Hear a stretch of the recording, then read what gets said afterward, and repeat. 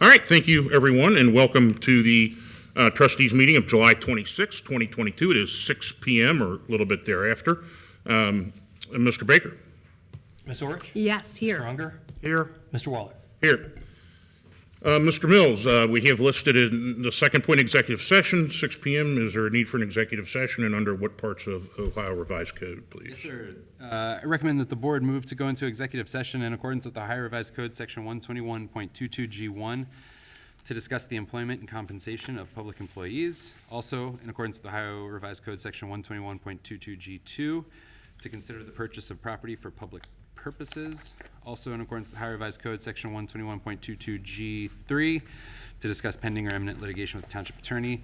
And also, in accordance with the Ohio Revised Code, Section 121.22G8, to consider confidential information relating to specific business strategy and to discuss negotiations with other political subdivisions respecting requests for economic development assistance. Are there any motions? I motion that we go into executive session for the reasons detailed by Administrator Mills. I'll second that motion. All right, any discussion? None? None? Mr. Baker? Ms. Ulrich? Yes. Mr. Unger? Yes. Mr. Waller? Yes, so we are entering executive session 6:03 p.m. Thank you. All right, we call this meeting of the Colerain Township Board of Trustees to order on July 26, 2022 at 7 p.m. As we return from executive session, Mr. Baker, you want to call the roll, please?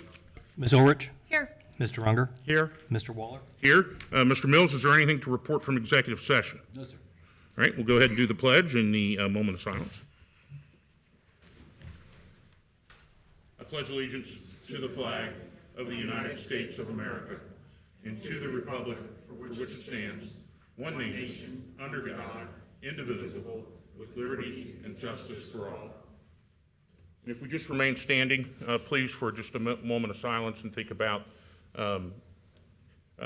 give us the wisdom to make correct decisions and to move the township forward.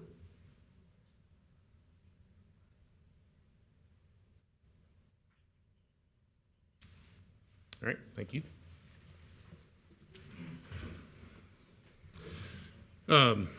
Trustees, you have been provided in your packet with meeting minutes. Are there any motions at this time with regard to either set of those minutes? The June 28th, I motion that we approve the June 28th minutes. I'll second. All right, so we have a motion to approve the minutes from the June 28th, 2022 meeting. Is there any discussion with regard to those minutes?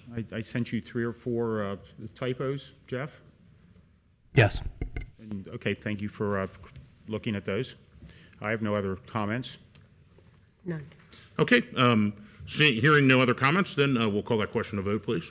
Ms. Ulrich? Yes. Mr. Unger? Yes. Mr. Waller? Yes, that passes 3-0. The meeting minutes from June 28th, 2022 are approved. I motion that we approve the minutes from July 12th, 2022. Second. Okay, we have a motion and a second on approving the minutes from July 12th, 2022. Are there any questions, comments, or discussion? Mr. Weckbach composed those minutes, I guess, with working with you, but Mr. Weckbach was the secretary that evening. Correct. No other comment. All right. I'm sorry, Ms. Ulrich, do you have a comment? Okay. Mr. Baker will call the vote on that. Ms. Ulrich? Yes. Mr. Unger? Yes. Mr. Waller? Yes, so we approve the meeting minutes from July 12th, 2022. All right, next on the agenda, we have a number of presentations. We'll start with Chief Walls.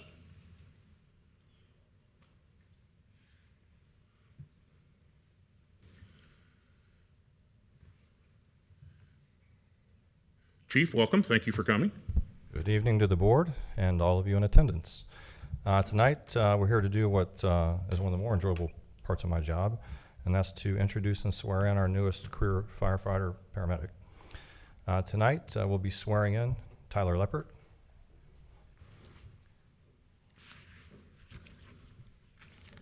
And you'll approve of this. Tyler is a graduate of Elder High School. Thank you. Oh, finally. Did you have him as a teacher? No, I That's wasn't why there he's yet. good. That's why you're successful now, I think. He's also a veteran of the United States Marine Corps. Oh, fabulous.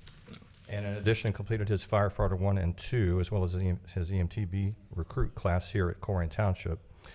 Tonight, his father, Brian, will be pinning him, and his family is in the back. I'd like you, Tyler, to introduce your family to us. That's my mom, Amy, brother Brody, grandma Claudia, dad Brian, and girlfriend Sydney.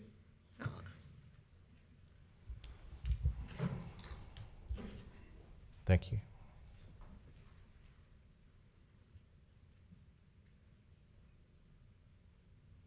Right hand, repeat after me. I state your name. I, Tyler Leppert. Do solemnly swear Do solemnly swear that I will uphold the Constitution of the United States of America, that I will uphold the Constitution of the United States of America, the Constitution of the State of Ohio, the Constitution of the State of Ohio, and its bylaws. and its bylaws. I will abide by the Colerain Fire EMS I will abide by the Colerain Fire and EMS mission statement, mission statement, values, values, code of ethics, and and standard operating guidelines, standard operating guidelines, and the Township's policies and procedures. and the Township's policies and procedures. I will faithfully discharge the duties of firefighter, paramedic, and for Colerain Township, I will faithfully discharge the duties of firefighter, paramedic in Colerain Township, Hamilton County, Hamilton County, State of Ohio, State of Ohio, to the best of my ability, to the best of my ability, so help me God. so help me God.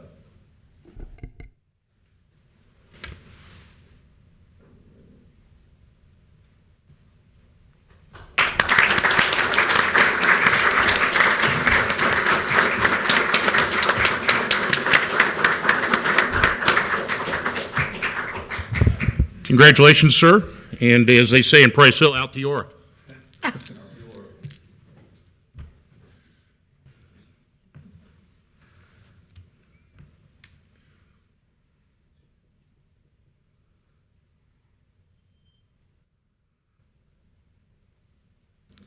Thank you, Chief. Thank you. Item B under presentations, a presentation by Chief Denny introducing and swearing in the newly hired officers.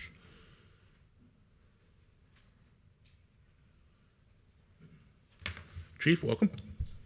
Good evening. Very proud of the young lady we're going to swear in tonight. Kristen Bernecker. Kristen, you want to step forward? Kristen is making an attempt to have every position within the police department by the time she retires. She began her career with us as an unpaid intern. From that position, she became a records clerk. She was then a police cadet while she attended the police academy full time. Kristen's a 2014 graduate of Harrison High School. Back to the public school kids. Good job.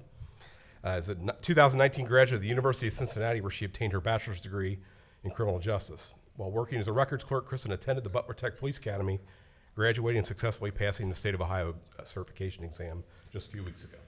And she started her field training program, and she's with us tonight with her family. You want to introduce who you brought?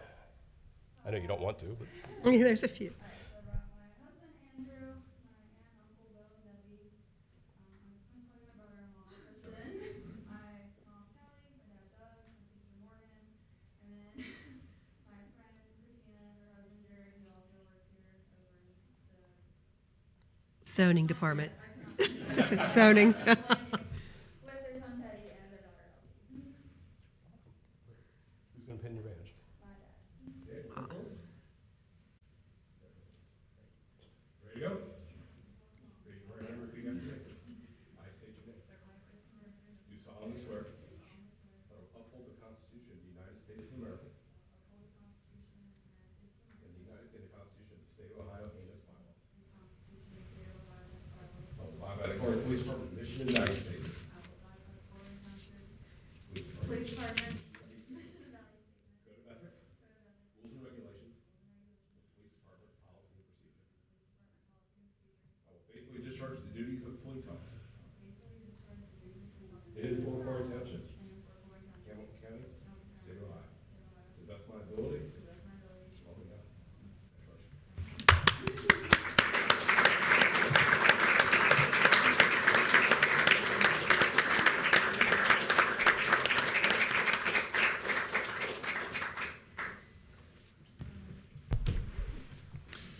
Congratulations. Congratulations.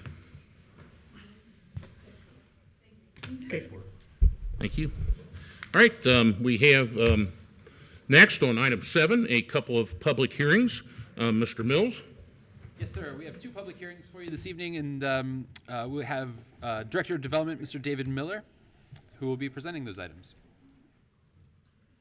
Mr. Miller, if we give it a minute till folks clear out. Bye, Bill. The crowd has left the building.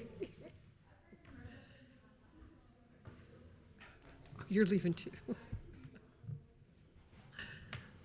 You really cleared them out, David. It's how my classroom looks. I say, all right, I'm ready to teach, the whole room leaves. How you feel? All right, Mr. Miller. All right, so first item on the public hearing agenda would be case number ZA 2022-05. This is a major amendment to ZA 2005-003, which is Stone Creek Phase 1. This would perform one lot split to separate the property that is containing, which is now Starbucks, into a separate parcel. All right, so do we have any motions For a to? presentation or no pictures? That's it? That's it? I'm going to go get Sarah real quick. Oh, okay. So this is to separate Starbucks out? So, when Stone Creek was created, the PDB, it was all consolidated, and so there has now been several separate parcels that are being carved out. There will be another one that will be after this one, but the owner is just carving out the Starbucks into a separate parcel with the understanding that they're going to sell that off. Okay. All right, do we have any motions? I motion that we open a public hearing for zoning commission case ZA 2022-05, major amendment to ZA 2005-003, Stone Creek Phase 1. I'll second. Discussion? No. Okay, vote to open up the public hearing? Ms. Ulrich? Yes. Mr. Unger? Yes. Mr. Waller? Yes, so we're now open for public hearing for zoning commission case ZA 2022-05, major amendment to ZA 2005-003, Stone Creek Phase 1. Is there anybody here that's interested in testifying in this hearing? We will have Sarah swear you in. Yeah, anyone who might want to speak, if you could stand and raise your right hand. Do you swear to tell the truth, the whole truth, and nothing but the truth? Yes. Thank you. All right. Come on up.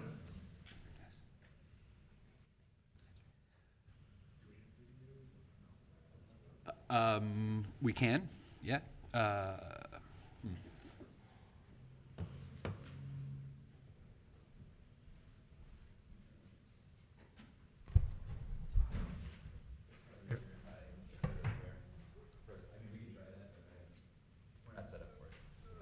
Okay, we'll just talk about it then.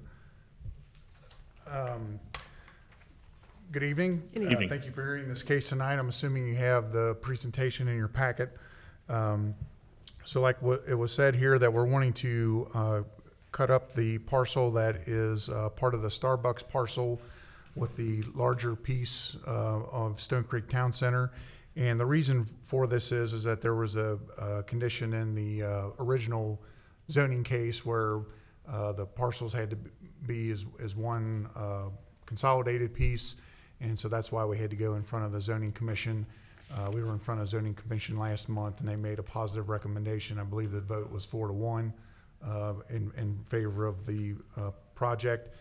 And so what we're asking tonight is for approval to proceed with that and be allowed to cut up the parcel, which will separate the Starbucks piece from the remainder of the shopping center there. So I have the applicants is Lamar Properties, and Mr. Ralph Pugliano is also here, and he represents Lamar Companies, and he'll be able to answer any questions if you have any questions for him also. My name is Scott Huber. I'm the site civil engineer, land surveyor, and that's how I'm involved with the project. Thank you. Thank you, Mr. Huber. Just as a note, it is all contained in our advertised, I'm looking at it right here, it's all in our agenda. Okay, It- very good. You mentioned that if it was in there, and there's a drawing and everything else. Great, thank you. Ms. Wright? Good evening, ma'am. Thanks for coming out today. Oh, I couldn't think of anything I'd rather be doing. I didn't plan on speaking about this, but I just met the gentleman who is the property manager for Lamar, which is Stone Creek Shopping Center. Very nice gentleman back there. And, you know, this is on the agenda this evening, and interesting enough that they're in violation of the code enforcement issue with illegal dumpsters and bins on their property right now. So I was wondering if maybe you guys could take that into consideration before passing this. Thanks. Thank you. Any other comments, questions, concerns? Any motions? I motion that we close the public hearing for zoning commission case ZA 2022-05, major amendment to ZA 2005-003, Stone Creek Phase 1. I'll second. Discussion? All right, Mr. Baker? Ms. Ulrich? Yes. Mr. Unger? Yes. Mr. Waller? Yes. Okay, so the public hearing for zoning commission case ZA 2022-05, major amendment to ZA 2005-003, Stone Creek Phase 1 is closed. Mr. Miller? All right, second item on the public hearing would be item 7B, and that is case number ZA 2022-03. Similarly, it is at Stone Creek, and it's in Phase 2. This would be a major amendment to the final development plan, which is ZA 2007-001. Phase 2, they again perform a lot split for the small business strip that is to the side of Best Buy and fronts on Colerain Avenue. Any motions? I motion that we open a public hearing for zoning commission case ZA 2022-03, major amendment to ZA 2007-001, Stone Creek Phase 2. I'll second. Discussion? This is all contained in our advertised agenda that was advertised Friday. There are drawings and everything else. And David, did the zoning department vote for this for 4-1 also? Okay. All right, Mr. Baker? Ms. Ulrich? Yes. Mr. Unger? Yes. Mr. Waller? Yes, that passes 3-0. The public hearing for zoning commission case ZA 2022-03, major amendment to ZA 2007-001, Stone Creek Phase 2 is open. All those interested in testifying, please raise your hand. I think do we need to swear in again, or we're already sworn, right? Let's just do it for good order. All right. You swear to tell the truth, the whole truth, and nothing but the truth? I do. Yes. Thank you both. Thank you. Mr. Huber?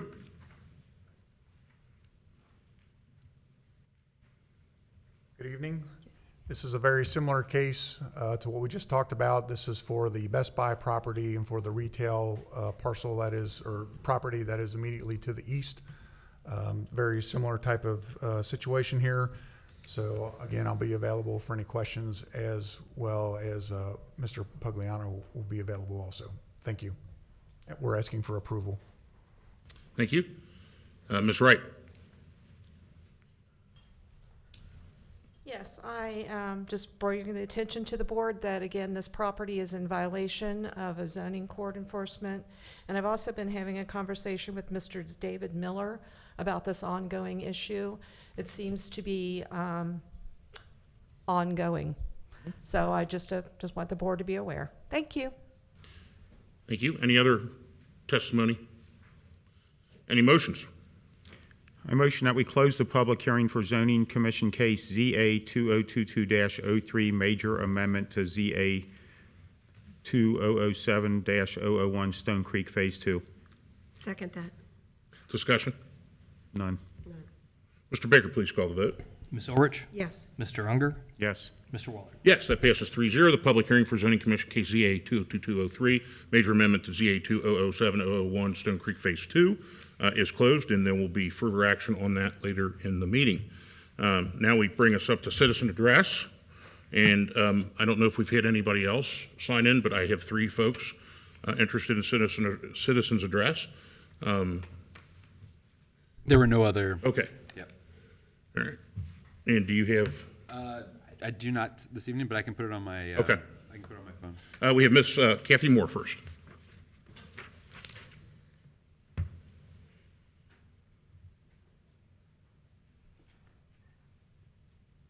Thanks. Thanks for coming out tonight. Good evening. At the last meeting, I had several questions about the gross spec group, and they were not answered. So I'm going to ask them again. And Matt, there were 3 questions that didn't get answered last time, so I Okay. printed them out for you. Oh, fantastic. It was stated that there have been numerous meetings with the stakeholders. Who are the stakeholders, and are these meetings open to anyone? Last meeting, I questioned whether there had been traffic studies on the new developments, and there was some discussion, and I believe Mr. Waller said that's done prior to the development, and I really didn't get any confirmation. I watched the tape also. So once again, have any traffic studies been done? And I would think the county would make the township aware if there was. The contract with Right Stuff will allow electronic timekeeping. Exhibit A states license has a right to access the precinct manager from all supported devices. Who or what is the precinct manager? You're going to approve changes to the org chart. No copy was included in the agenda, along with a couple of pay status changes that are usually included in there. On the job description, there was no date listed. And when adding 2 or 3 jobs to the org chart, do you have to print out every number of jobs we have, the 500 or whatever? I know it's not that, but if you could just list the job changes or additions, and maybe put the job number on the job description, and it would eliminate unnecessary information. Mr. Wallard explained the vacant building process. At what point does the fee for having a vacant property kick in? Is that when it's reported, or when? Residential composting, I was wondering how many people were participating in that.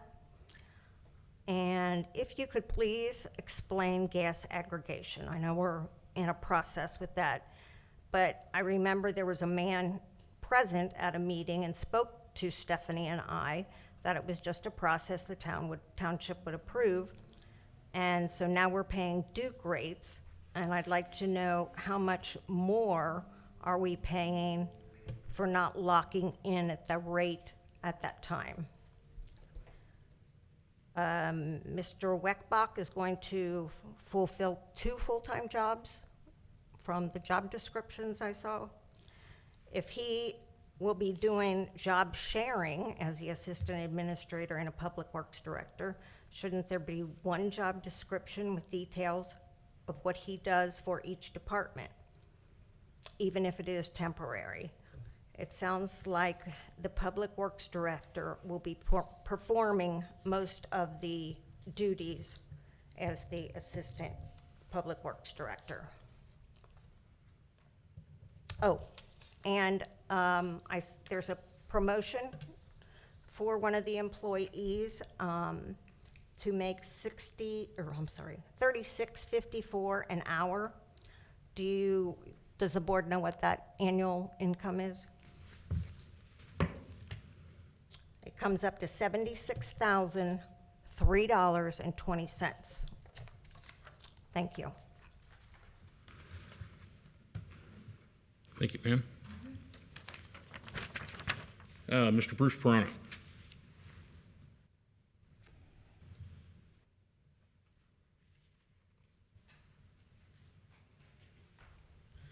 Good evening, sir. Good evening, trustees. Thanks for coming out tonight. Yeah, we got kind of a light crowd here tonight. It became aware of the number of people in the township that the Northwest School Board is trying to pull one over on us without letting most of the population know what they're doing. They're going to put, as I understand it, a bond levy on for close to $176 million, which is a $5 million increase in levies. As you've heard me talk before, I think public entities need to live within their means. And if you see this battle language, I think it was written by the Biden-Harris writing group. It's hard to follow, but when you dig into it, the bond issue is for $176 million for anything they may choose. A lot of the folks in the township did not vote for the last levy, mostly on the west side of town. And a lot of it, I think, is because those of us who see our tax bills say they have too much money, just like I have mentioned sometimes about township issues. For a lot of the folks who have mortgages, their taxes are escrowed, so they really don't know what they're paying for the school districts. And those who don't only pay rent figure, it's nothing. Well, it's going to impact everybody. $176 million is a lot of money. So I took and looked at the breakdown of the school district, the total tax bill. That the school district itself gets 53.42% of my tax bill. And if you throw in the joint vocational school, it's 56%. And then you throw in the township, the total is 79.2% of a large tax bill. And then you throw a lot of other kids stuff in there, children's hospital, mental hospital, developmental disabilities, parks, crime, you know. I feel we pay too much taxes. And people are voting these taxes in, don't know what they're voting for with the impact. So I just want to bring it to people's attention. Please look at your tax bills. Are you willing to pay $5 million more for a school district who is not really performing? For buildings we've already rebuilt? It's like, what are they going to spend $176 million on? And for the township, I know you may be putting some millage on the ballots at some point for police or whatever, but I think we need to live within our means. With this recession we're in now, I've cut back. I think everybody has to live within their means. Thank you. Thank you. Excuse me. Ms. Wright. Welcome back. Oh, hello. I have a few questions about the abatement process. I know Mr. Mills likes to say we go over it and over it again. One of the questions I have is that when you enter something in the CSR system as a violation in the township, the address automatically pulls up. I've noticed that that address and the address on the auditor's site are different. So I was wondering if those two systems are linked, or are they supposed to be linked?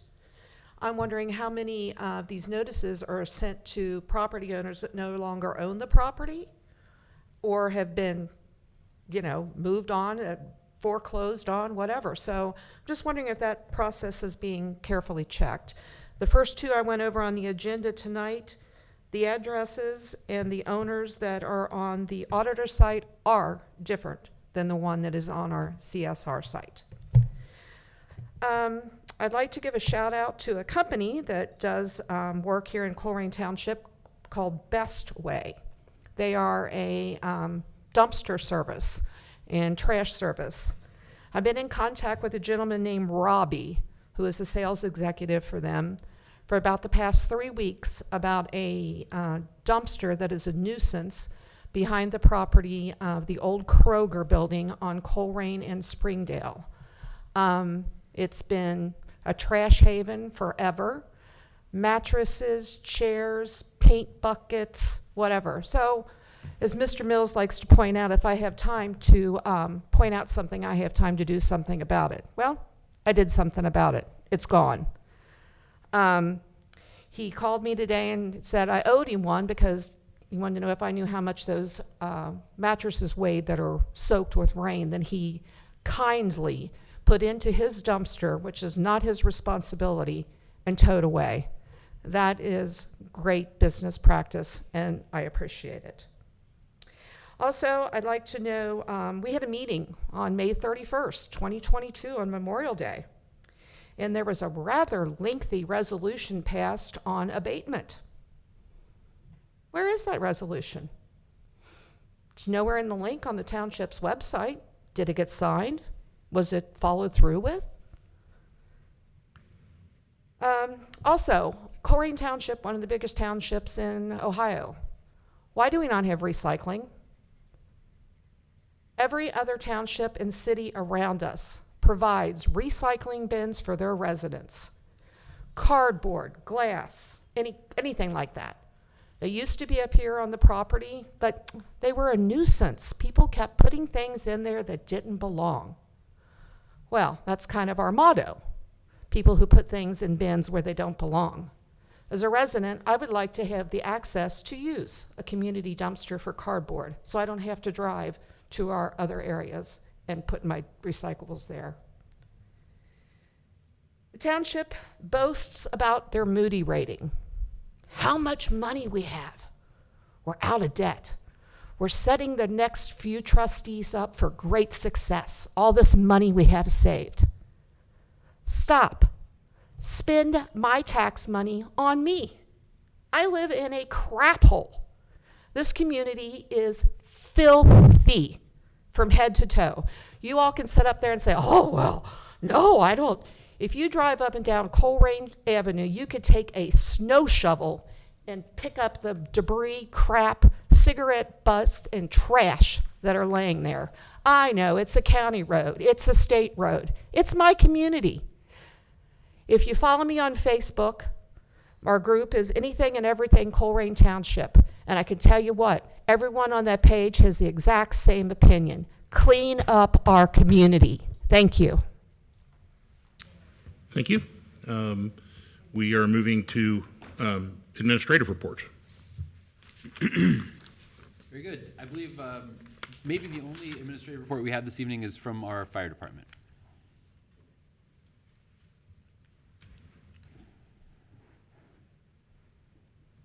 And after fire, then we'll go to the questions raised on. Good evening once again. Good evening, Chief. I wanted to bring some special recognition to an important and historic award that will be presented in San Antonio to Captain Mike Kakey, Lieutenant Chris Prosser, and firefighter paramedic Tyler Abatiello. The International Association of Fire Chiefs, IAFC for short, Ben Franklin Award for Valor, sponsored by Motorola Solutions, is their most prestigious award. Since 1970, that award has recognized the spirit of service, courage, and heroism that is a proud tradition among the world's fire and emergency service. The program itself is named for one of the first fire chiefs in the United States, Benjamin Franklin. The Ben Franklin Award for Valor is presented annually at Fire Rescue International by the IAFC and Motorola Solutions, and this year will be in San Antonio, Texas. The award honors a firefighter or crew for his or their bravery, expert training, and professional service and dedication to the duty displayed in saving a human life, which took place that day. On August 25th then of this year, Captain Mike Kakey, Lieutenant Chris Prosser, and firefighter paramedic Tyler Abatiello will be awarded the Ben Franklin Award for Valor for dramatic rescue that took place in July 2021. The department itself recognized them with our first award for Valor at the March 2022 awards banquet. We should be proud of this accomplishment, and I know that we are as a community and an organization, as it clearly places us as one of the best, if not the best, when it comes to the delivery of fire, rescue, and emergency medical services. Elite might be the best word to use, quite honestly. The only way to do that, though, that being elite, is having the right people, the right equipment, and the right leadership. And we're not talking about me. We're talking about them that day being leaders and making the decision to put their lives at risk to save a savable life. That being the case, the Ben Franklin Award for Valor is inseparable then from my predecessors' tenure here at Colerain Fire and EMS, those being Corky Snyder, Bruce Smith, and Frank Cook, each of whom were visionaries and chased perfection but always reached nothing less than excellence. The rescue itself then is a culmination of almost 50 years of consistently pushing the envelope and never settling for mediocrity. And no pun intended here, filling their shoes then is no small feat in and of itself. Question that begs to be answered then is, do we want to continue to be a leader, to be just like all the rest? And that answer rests within our mission statement that declares we exist to provide first-class, all-hazards response and socially responsible programs with an engaged team of professionals. Captain Keiki, Lieutenant Prosser, and firefighter paramedic Abatiello espouse the words of our mission statement, but they would never tell you that they were heroes nor take credit themselves for their brave and courageous actions that day on the Whitewater River. This then exemplifies that phrase of the deed is everything and the glory is not. What would all three say, though? They would say that it could have been anybody here at Colerain Fire and EMS who was faced with the same situation, and they would have done the same thing as they did with the following statement in mind from our risk management plan. We will risk our lives a lot in a calculated manner in an attempt to save lives that are salvageable. I couldn't be prouder of Captain Keiki, Lieutenant Prosser, and firefighter paramedic Abatiello, as they and the others here at Colerain Fire and EMS make my job one that's overflowing with pride. They deserve our respect and admiration for the bravery and courageousness, as do all the public safety employees here in Colerain Township. Thank you. Thank you, Thank you, Chief. Chief. Can you elaborate for the people that are watching, without breaching any privacy, what this situation was, so people can know what they risked their lives for? Sure, they had a canoe or a kayak that was dumped. The individual in question ended up in what we call a strainer, up against a tree, therefore at risk of drowning. Our boat 26, was the first in the water. Boat 14 from the city of Cincinnati was the second boat in the water. Upon reaching the victim, they realized the direness of the situation and the fact that if they didn't do something and do it now, he was going to drown. And in fact, what they themselves did put themselves at great risk, and they too could have been swept underneath that tree and drowned themselves. They made the decision to exit the boat, swim to the strainer, attempt to effect the rescue. All the while, the boat operator was trying to maintain operation of the boat. They had a tagline on the patient as well to try to get him pulled back. Boat 14 finally arrived, and it truly was a joint effort, but you know, the reason for the Valor Award was the fact that they made a decision under very dire circumstances to get out of that boat into the water, the most dangerous kind of rescue that there is when it comes to moving water, and effect that rescue. And so upon doing so then, you know, the patient was treated by EMS on the scene. So, yeah, It's a wonderful story that had a good outcome. absolutely, absolutely. Thank you. Thank you. Incredible. Thank you, thank you. All right, some of the questions brought up this evening. The traffic studies on Pippin, Kemper, and Springdale, where can we get access to those dates on? So I would suggest, as I have in the past, to reach out to our engineer, which is the Hamilton County engineer, who performs or reviews those studies. Right. And the greater growth spec plan with the stakeholders. Yep. Lots of outreach on the greater growth spec plan. All are welcome. All were welcome. Held in public places like the growth spec branch of the public library. There were residents, there were businesses, there were institutions, there were lots of people, as many people as we could talk to. And I know we talked about this last time, but I just don't remember the precinct manager. When it talks about the right stuff, they're just talking about our. So I don't. So we don't really have one. It's our. I mean, we don't have a job title that is precinct manager. That contract is probably 40 pages long. I don't know, as I sit here today, what they're referring to when they refer to the precinct manager. Okay, I'll follow up with Hamilton County engineer on the dates on those, and maybe I can talk to you later on precinct manager.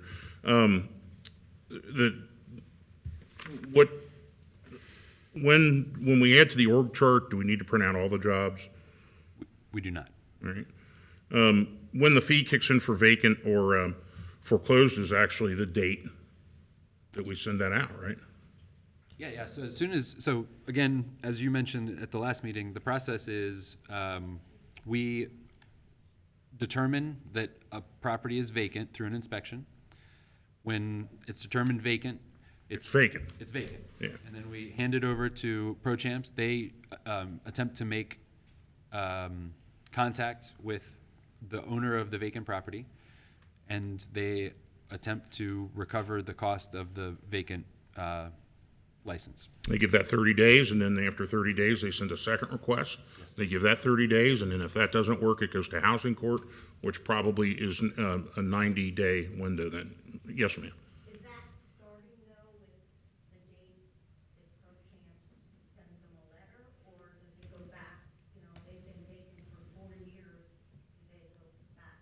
So the question, and I know that there wasn't a mic out there, the question from out in the gallery was, does it start when we know it was vacant or when the letter goes out? So it starts when we determine its vacancy status. Right. At the point of inspection. And that might have been vacant 4 years ago, but we didn't determine it because we didn't have a vacant and foreclosed program that was as active. Or we did not determine it to be vacant via inspection. Right. I don't know if that, I don't know if I'm hitting on your question because I don't think I quite understand the difference between we report it July 1st and a letter goes out July 10th.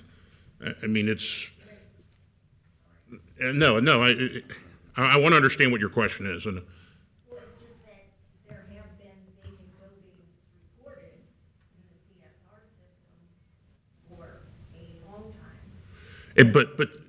But they haven't been physically checked off as being vacant or foreclosed. It's once we physically put eyes on it, and we just started in May with pro champs, and that's when we went out and, not we, that's when administration and zoning and property went out and investigated some 300 units, right? And then sent that back to pro champ. So you're right, yeah, there was kind of a glut, and there's gonna be, in fact, one of the issues that we're talking about now is we can't get the people that don't comply, we can't get them all to housing court the same week. I mean, there's gonna have to be some catch-up played on that too. Because, we can have a law, we can have a home rule on something, but we can't force someone to do it until we get to a place that can force them to do it. And that's the issue. I mean, we have several hundred that just took our notices and threw them into the trash. Yeah. If it was reported though, months and months and months ago, did anybody from the township check it out? And that way we know that it was vacant? Yeah, so the question is, if it was reported months and months ago, no, it was not checked until May when we got online with ProChamps. So I'm just going to, I think that I've answered that. I don't think that you like my answer, but I think that I've answered it, so I'm just going to kind of go on to the questions from there. And if you want to talk about that individually later, we can. But that's why we went to a place like ProChamps to have a process to get it. And we are not going to just send it to ProChamps without it being physically an eye from the administration on it, because we're going to protect the property rights of the people that are there. Which is important too. I mean, we can't just do it based upon a constituent complaint. We have to go out and put eyes on it. And we didn't have a process to completely go through that until May because, as you know, the last group that we hired for this didn't work out. This group seems to be more aggressive, and that's kind of why I took some time to go through that in my trustee report last time. So we're getting them, and we're pushing them on it. It's just they get a certain amount of time period, and we have to follow that through and be patient with it. And I know that it seems like it's forever, but it's the second round of letters went out the last meeting, so we're within 2 weeks of it then bouncing back to us, and then then we have to deal with it in housing court. Do you have any idea with residential composting? I do not have that number at my fingertips. We can get that information too, because I'm sure Hamilton County Solid Waste is interested too. The gas aggregation, Why we're not locked in, and I've had several discussions with Mr. Mills over this last 3 or 4 weeks, is that the prices for gas were just through the roof at the beginning of the summer. If you'll notice at the pump, they've gone down a little bit. The last time we spoke, and this probably could change daily, because I know that if you look at the international news today, Russia cut off gas to Europe, which is kind of a big deal that could impact our price. But the last time Mr. Mills and I talked and discussed this, we were in the middle of proceeding with locking in the price at a much more substantially lower rate than it was this summer. And we were about 2 weeks from that. Is that still? Yeah, well, we're not clear on what the price is going to be, but we want to get something locked in before the winter hits, right? That's the high usage time for natural gas. Our goal is to have natural gas aggregation back up and running in October, which means we're going to be locking in the next couple of weeks. Unclear on price right now. And you're not compelled to stay with what we lock in with. You can always opt out. Yes. And I will just throw a caveat out there to folks that want to, we have somebody that we deal with gas aggregation. You can go find your own company to aggregate with, but watch it, because a lot of them have exit fees that are high or start with a low price and then reel you in. In this case, we deal with reputable folks, and we have advisors. This is a discussion, just because of my interest in international politics and international economy, this is a discussion, Mr. Mills, that I have had several times. The problem is, on an individual basis, I like trying to guess the market. I don't like trying to guess the market with your money. And it's clear at the beginning of the summer, it was at some of its highest rates, actually in history. And it's again, if you go look at the gas station for just regular gas, it's gone down. I'm not going to say significantly, because it's still way higher than it was 3 years ago. Jeff Weckbeck has 2 full-time jobs. Should he have 1 job description or 2? It's again something you and I have discussed. Maybe you can. He has 1 job, and he's the assistant administrator. We have a vacancy in our public services department at the director level. In the absence of a public services director, Mr. Weckbach, who supervises that position, has been filling in, thankfully, and has been doing a fantastic job at it. So he has 1 job. That's the assistant administrator job. And that's what we're going to discuss tonight, as a matter of fact. Some of the. I think Dan wants to discuss what was. Yeah. Right, it's on the agenda for after this. Okay. So it'll come up tonight. All right, some of the questions from Ms. Wright, the abatement process questions. I have no idea why the CSR address would be different than Dusty Roads, other than it's been transferred and not updated. Is that? Yeah, we can get real into the weeds on operations of how this works. If you'd like, I can. Well, Jeff, a lot of times when you look at the auditor's site, there's a separate address for the tax bill and a separate address for where the owner lives. So that's not the issue. The issue is there is a document called a master address table that is used in the database that OpenGov has. And we use data, as the auditor does, we both use data from CAGIS, which is Cincinnati Area Geographical Information Services. That's right. That's exactly right. CAGIS. Yeah. So they maintain all of the data that is used by all of the organizations in Hamilton County and Cincinnati. So from CAGIS, we need to get all that data that changes every week, daily, right, as properties buy and sell, into the master address table in OpenGov. And so that should be updated quarterly. However, when it was set up, there is a unique number for every parcel in the township.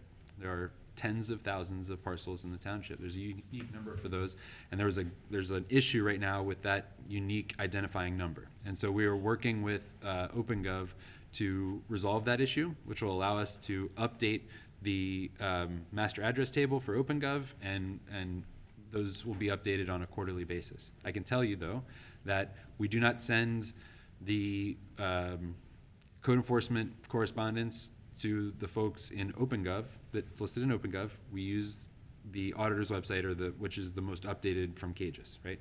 So it's not an issue like we're sending stuff to the wrong people or to former owners. It's just an issue that needs to be resolved with OpenGov, and we've got a ticket that's should be resolved in September. All right, and the last question I have here is one that I asked a couple weeks ago. why not the community recycling, community dumpster, and we have had problems, as Ms. Wright said, with people dumping other stuff there. We do have, I mean, I have a recycle, I think everybody in the township has a recycle can, right? That's why we got rid of the dumpsters, was because there was a time when not everybody had a recycling bin in the township. And so with the first contract that we had for everybody to use the same waste hauler, recycling was included in that. And so everybody in the whole township has a recycling bin. And when that was put into effect, we got rid of the dumpsters, because now you don't have to drive up here. You can just put it in your green bin. We encourage that. And I think that handles the questions. I will add that for Ms. Moore, I'm going to get with Hamilton County Engineer and get the dates on those. And I will get with Mr. Mills here in the next day or so, and we'll look at what a precinct manager is. I think it's probably nomenclature for right stuff, but I will email you that. And if you have other additional things, just let me know too. All right, moving on to trustee reports. Okay, I'll go first this time. Right. As a lot of people in Colerain Township have noticed, we put our first bus bench in with garbage can. We are trying to keep some areas clean in Colerain Township. I agree with Ms. Wright. We do have a trash problem. I hope the Metro patrons do respect and honor what we've done for them. And I love the show of support again for the police and fire department. And what else? I was trying to see what else I had to say. I'm good. Yes, ma'am. Yeah, go ahead. Okay, about the, Ms. Ulrich, about the bus stops and the benches and the trash cans there. I actually called Metro and asked them what their policy was for taking drinks, food, and stuff on the bus. They are not permitted to do that. So I asked Metro, can you maybe work with the township on how we can address this issue? Because that's what they do. They get on the bus and they trash their cup. So just maybe you could reach out to them and see if maybe there's something we can work out with them on that? I think they've had many discussions with Metro. Oh, okay. Yeah, I've talked to him a number of times as well. Mr. Unger. Okay, thank you, Matt. Reviewing some of the citizen comments to Bruce, yes, I heard that also, that the school district has put a very large levy on the ballot, and I have not looked at the detail at the level you have. I believe that is more than is going to pass, and I don't know why they would put on something that's going to require so much effort to get it passed. I truly believe we are headed into recessionary times. As you've watched the price of, the most visible indicator would be the inflation and the price of fuel. The price of fuel is not coming back down because of increased production. It's coming back down because people are buying less, because people are starting to cut back on their spending of a lot of other items. I heard an economic report that a lot of discount retailers like Walmart and Target are seeing 10 or 11% drops in their earnings projections this year, and I think we're headed for rough times. Here at the township, and if you've watched the last few meetings, which I'm sure you have, yes, we need to improve some of our facilities too, and collectively the board has decided to pay cash for our improvements that we're going to make with our two firehouses, and we're using the money that was printed up under the COVID relief funds, or whatever exactly it is called, but we're devoting that to one big necessary capital expenditure, and I'm not sure what the school district did with theirs, and I'm sure they did something with it, but at least here at the township, we'll be able to point out exactly where ours went. Vacant houses. Yes, there are vacant houses, and when we started with Pro Champs, I brought up the point that what is a vacant house? Every house is eventually going to change hands. So yours, mine, yours, and everybody's. It's either going to change hands because you sell it or because you reach the end of your lifespan and the house is going to be vacant for some time while your family sells it. And I think we need to really be cautious about what we call a vacant house. I was called about one over in the neighborhood east of Pippin Road, and I went over and looked at it, and I came to find out that the man who lives there is in a nursing home. Well, we don't his family doesn't want to sell the house while he's still living, and I don't know that he's going to come out of the nursing home. And the person who called me, I said, well, is there a trash problem or a grass problem? He said, no, somebody's cutting the grass and everything. I don't know why they don't sell it. Well, if I was in a nursing home, I don't know that I'd want my house sold either. There might be financial reasons, there might be sentiment reasons, but who knows? There was another house that I responded, and I'm always fond of giving out my phone number, 513-404-3057. I got a complaint about a house where the house next door has a CMHA tenant, and there's some maintenance issues at that house, and I did report that to CMHA, and hopefully they will get their crew out there and get that addressed. This past Saturday, our good friends over in Northbrook held one of their pocket picnics on sturgeon, and I'd like to thank everyone who came out, and I thought it was a very nice event.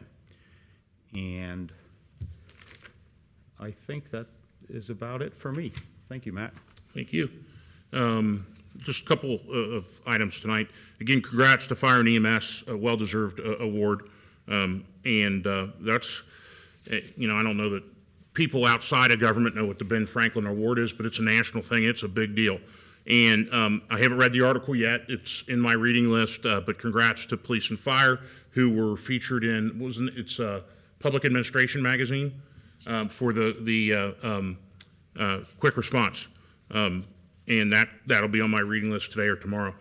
Other than that, July 15th, I was honored to attend the ribbon cutting of the mural. It's fantastic. I see people stop there and get selfies all the time, and I don't know why I like that, but I just do. I think that just brings positive energy, and I think that's important. July 19th was a little bit of a different thing. Instead of it being a ribbon cutting for your mural, I did a webinar by the Ohio Township Association, and that was a little less exciting on TIFs, and that was just an incredible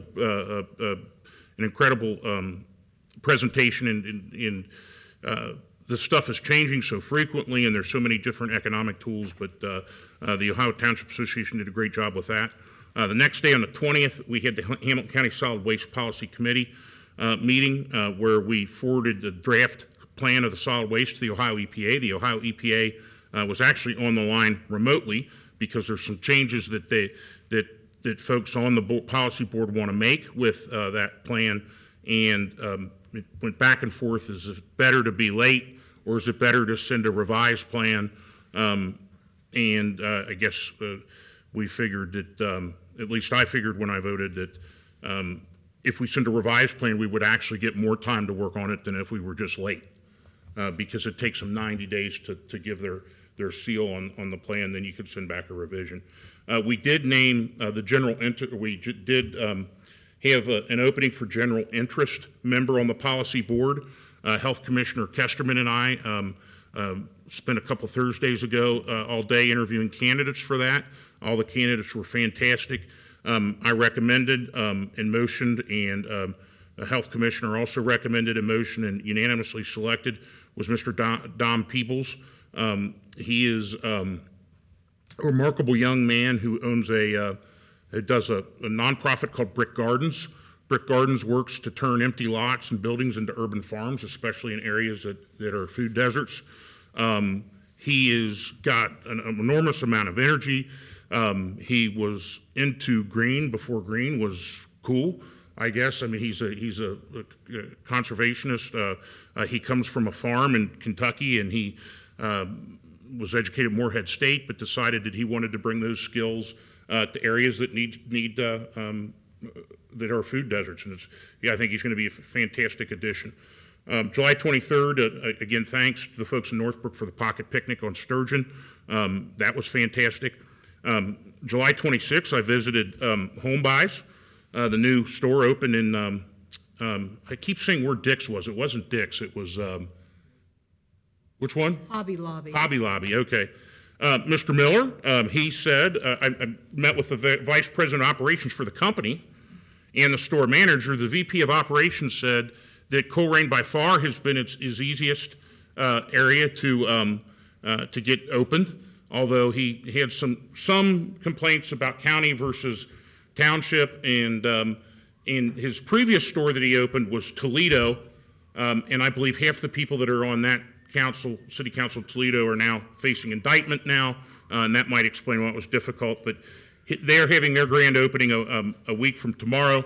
They're looking to hire people. If you need a job, go see them. And he's looking to be a long-term good steward in the community. And I had about a 45-minute discussion with him. He's a fantastic individual, and it's very excited to be here. The last thing I want to add, coming up September 11th, is Mr. Green's, Chris Green's Veterans Memorial Golf Outing at Pebble Creek with an 8 a.m. tee. And then that evening, he'll have a flag retirement ceremony at McDogg's. If you haven't been to a flag retirement, I find them to be extremely emotional. But part of the proceeds from this Memorial Golf Outing will be given to police. It's Colerain Township Police, part to Colerain Township Fire, and the others to the Veteran Memorial Program. And he can be reached at ColerainVeteransMemorial@gmail.com, ColerainVeteransMemorial@gmail.com. And that's it for this evening. Mr. Waller? Yeah. Precinct manager is the name of a piece of software. Okay. Thank you. That's something I didn't expect as an answer. All right. New business. First item of new business is our bi-weekly resolution declaring nuisance and ordering abatement. It will be presented by Assistant Chief Ed Cordy. Evening. Good evening. All right, I have before you the resolution declaring nuisance and ordering abatement. We recommend adoption of the resolution. Rationale is the resolution, this allows for the removal of uncontrolled vegetation and or refuge at the following properties: 7118 Broadmoor, 10254 Chippenham, 6662 Daleview, 3345 Deschler, 9796 Dunraven, 2302 Galworth, West Galworth, 2725 West Galworth, 11601 Greenhaven, 3667 Sanderlin, 2841 Wheatfield, and 5288 Yeaman. All right. Are there any motions at this time? I motion that we approve the resolution declaring nuisance and ordering abatement at the properties listed by Assistant Chief Cordy. I'll second. Any discussion? None. None? Mr. Baker? Ms. Orich? Yes. Mr. Unger? Yes. Mr. Waller? Yes, that passes 3-0. We declare nuisance and ordering abatement to those properties. Public services. Thank you. I'll handle these this evening. The first one is a motion to authorize the purchase of materials and installation for 275 Gateway planting with Jeffrey Allen Corporation for $39,289. The township has a plan in place to make various plantings and aesthetic improvements at Interstate 275 and Colerain Avenue. This plan will take multiple years to fully implement, per the memo that was included in your agenda packet, but we are taking the first step today. Quotes were solicited for this project from 3 vendors: Jeffrey Allen Corporation, Joe Cappell's Garden Center, and White Oak Garden Center. The cost of the project is $39,289. The lowest and best bid was presented by Jeffrey Allen Corporation. Total budget for the project was $50,000, so the remaining $10,000 is recommended to be invested in existing landscaping beds that were installed at the beginning of 2022. So, recommendation is to adopt the motion to authorize the purchase of materials. I'll motion to adopt, to authorize the purchase of materials and installation for 275 Gateway planting with Jeffrey Allen Corporation for $39,289. I'll second. Discussion. Once again, we're trying really hard to make Colerain Township beautiful. I hope people start respecting and cleaning up their own litter. No comments from me. I'm happy to get this, hopefully to get this moving, but, Nice, yeah. but you know, I guess initially 2.5 years ago when I sat in one of these seats, I'm like, you know what, we need to clean this up first. I don't know, maybe this, which we're fighting, kind of spitting in the ocean, it seems like. Maybe people will begin to respect this as we continue to beautify it. I think that certainly is the tide of opinion is to, hey, for those that are doing the dumping and the littering, to knock it off. And we've got people out there doing what they can. So this is just another step in that. Mr. Baker? Ms. Orich? Yes. Mr. Unger? Yes. Mr. Waller? Yes, that passes 3-0. Thank you, Board. The next item is a motion to issue a request for proposals for street trees. So as part of this year's strategic plan, the township worked with local arborists to map and identify existing gaps in the street tree canopy of the Groesbeck and Northbrook neighborhoods. That's because their strategic reinvestment plans identified that as a top priority. Included in the 2022 budget are dollars to allow for the reforestation of street trees in the following areas. That would include Groesbeck and Northbrook, streets to include Laura Linda, John Rose Memory, potentially Harry Lee, and potentially others. The bid documents cover the cost of trees, labor for planting, provide a 1-year warranty. There are many benefits to street trees, as we all know, including reduction in heating and cooling costs, stormwater abatement, erosion control, improvement in air quality, and increase in property values. Street trees have been identified in the Northbrook Now and Groesbeck Strategic Reinvestment Plan as priorities. So what we're asking you for today is, and recommending the adoption of, is a motion to request proposals for these street trees. And that's 300 trees, correct? Correct. I motion that we approve the agenda item request for proposals for street trees in Colerain Township. I'll second. Discussion? None. Mr. Bills, I know the answer to this, but I want to make it clear for those that are watching because there was some concern from people.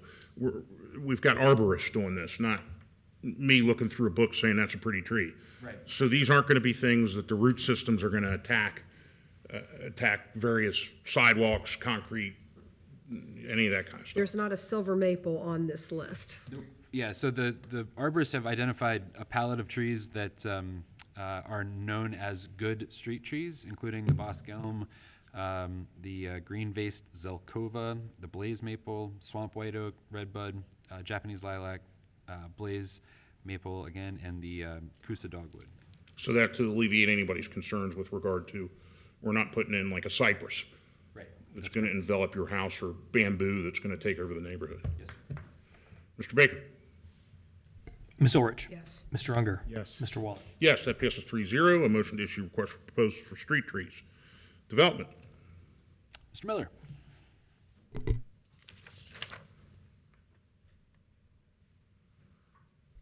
Good evening again, Board. The first two items in the development section here under new business are directly related to the public hearings that we had earlier this evening. And what you have before you are two resolutions that would, one would approve and one would deny the zoning commission cases. And so the recommendation for each of these, for 11A and 11B, would be recommend that you would approve. I'm going to motion on 11A that we table this item until the next meeting, until there's a positive report back on the property violation issues. If I may, Mr. President? Yes. I have been in communication with Ms. Wright, as she has noted. I've also been in communication multiple times with the leasing agent, Daniel Tartakovsky, and Mr. Pugliano. The problem seems to be with the vendor that has been asked to remove the item. So I do believe there has been significant effort made by the representatives for Stone Creek, and the fault just does not seem to be on them. We've communicated with them multiple times, and just seems to be a breakdown in the ability to get this one particular bin removed. I've done the research myself. What it appears when the issue of donation bins was brought before this board a number of months back, they are often dropped illegally on somebody's property, hence Stone Creek. They have a policy against donation bins. And so when you look up the name that's on the side of this particular bin, you cannot find them. They're not Who is it? traceable. Which, do you know what offhand? Green City. Green City. Green City project. never gonna Green find City them. project. You cannot find them. Do we All have you the find authority to remove the property, or does Stone Creek have the authority to move the property? Yes, they do, and they have made the contact. They've asked somebody to remove it, and that vendor has just failed to do it. So there apparently is a supply chain issue of trying to remove this. I I think that they have made a good faith effort. They are continuing to work on it. And I mean, I've seen the emails, I've had communications with them, and I believe that it would be in the best interest to move forward. It's certainly your choice, but that would be my recommendation. They are the victim of a crime here, and they are making good faith efforts to get that out of there. It's by no fault of their own that these guys dropped it on there, and to hold this project sort of hostage to something that's out of their control, I would very much recommend that you do not do that. I don't know that my motion is to hold them hostage. It's just we don't have any. I don't think it's fair to citizens to change a zoning when somebody's not compliant with already. How long has that been there? How long has the bin been in place? I'm sure it's been multiple weeks, if not month or two. So. Well, I'm not going to second your motion, Okay. so I don't know if Kathy's not going gonna to or second not. Okay. either. So the motion dies. Or does it die that way? Guys. All right. There's no motions currently on the floor. My screen went black. So I motion that we approve was that phase one that you're asking? I dropped off my screen for a minute. Yes, it is. Yeah, I Approval motion- of case number ZA 2022-05, and that is the final development plan 2005-03. So, There's two Phase- motions. phase One one. is for approval and one is for denial. So I motion for the approval yes, for phase one, that's the first item. for phase one, that first item. Okay, I'll second that. All right. Discussion. Yes, and I would say to the property owner, if somebody's dumped something on your property and you have a way of getting rid of it, I think it's a big metal bin. There's probably somebody engaged in the business of collecting metal. You know, That doesn't turn into a theft of we property, might does could it? reach out to some of the scrappers that we're continuing to have trouble with. but- That's what I was gonna say. What does the police say about, since you said it's a crime and possession is 9/10 of the law, correct? So, they can get rid of and dispose of it as. And I don't want to make any legal recommendation of what you do with it, but it probably needs to be removed. Yeah, I would just say remove it. Once again, they are If working on somebody it. put that in my yard, it would be gone tomorrow. Right. So I intend to support this. But thank you for bringing it to our attention that they were dumped there illegally without permission of the property owner. I was not aware that they were there illegally. I think it happened the same at crossing of Colerain, that is south of Reagan.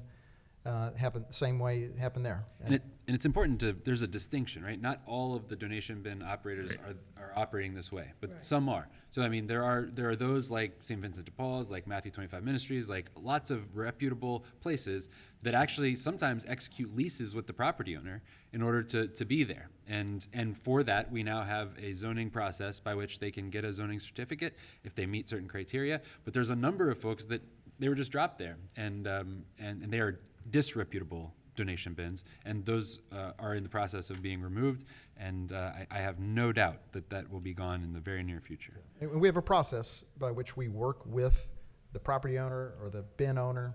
So I know that Chris Cavallero, our code enforcement officer, is working with them as well on that as I am. So, thank you. I have no other discussion. I'm ready to vote. All right. Mr. Baker? Ms. Ulrich? Yes. Mr. Unger? Yes. Mr. Waller? No. Passes 2-1. Resolution approving zoning commission case ZA 2022-05, major amendment to ZA 2005-003, Stone Creek Phase 1. Item B. Next item is, once again, a resolution that would approve or deny, your choice. Zoning Commission Case ZA 2022-03, which is a major amendment for Stone Creek Phase 2. So I'm going to motion to table that for 2 weeks till the next meeting. Maybe we'll meet property owner halfway. They've gotten the first slice of the loaf, and maybe this is a compromise position. Are there any seconds? Not from me. All right, so that dies. There are currently no motions on the floor. I motion that we approve item ZA 2022-03, Board of Trustees Resolution Major Amendment to ZA 2007-001 Stone Creek Phase 2. Is that right? Yes, sir. Okay. I'll second. Discussion. And once again, if that's the part of the property that the bin's on and the bins are there illegally, there's nothing, I'm not a lawyer, and so I'm not gonna say, but if that was on my property, it would be gone tomorrow, so. My position on this is the same as the other. I think that bin has been there for probably months, if not years, and I'm going to lose on it. So How do you know that? I lost on the first one. I just have this sense, but it's not a personal thing. I just want these things cleaned up and gone, and good luck to the property owner and the management. And Good luck to Green City when they come looking for their bin, and it well, they don't exist. might be gone, Yeah. so. Green But we're City not- is. We are not giving legal advice on what to do with them. I'm just saying if it was on my property, it would be gone. So. All right. So now that Dan's legal advice is over, Any legal advice, Matt? any other comments? None.